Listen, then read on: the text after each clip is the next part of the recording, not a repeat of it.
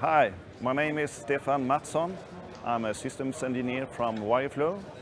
WireFlow is a alliance partner to National Instruments. We do products, hardware and software products that complement the NI product portfolio. And today I will show you a demo that we have here at NI Week.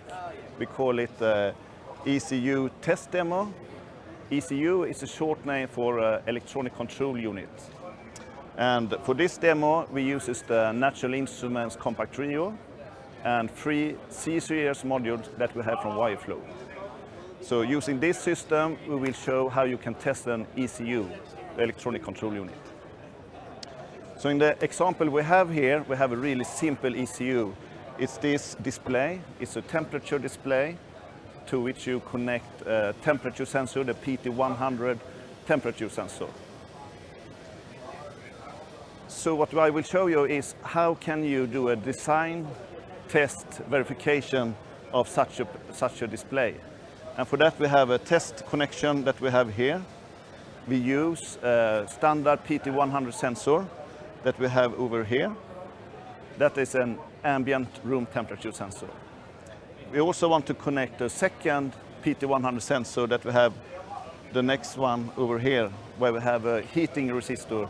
So we will try some more warm ambient temperature. We also want to test really high temperature and really low temperatures. For that we use the WireFlow programmable resistor module that we have over here.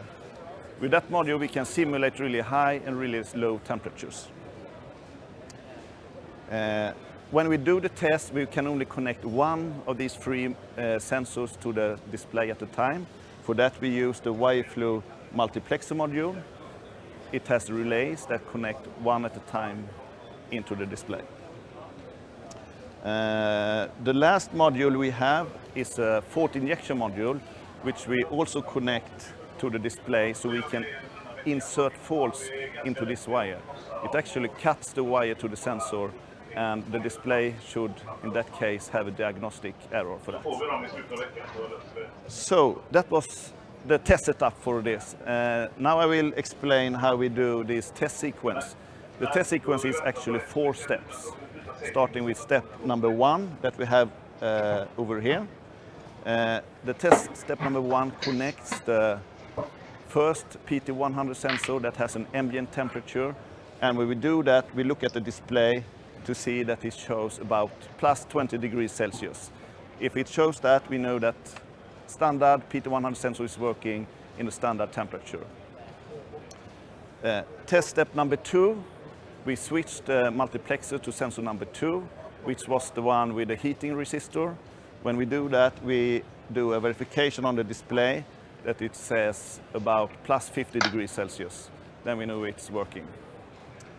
The third test step is a bit more advanced. Now we connect our simulated programmable resistor that simulates the sensor. We increase the temperature from LabVIEW up to 850 degrees Celsius. And we watch the display that the temperature increases, and it should finally show an over temperature warning.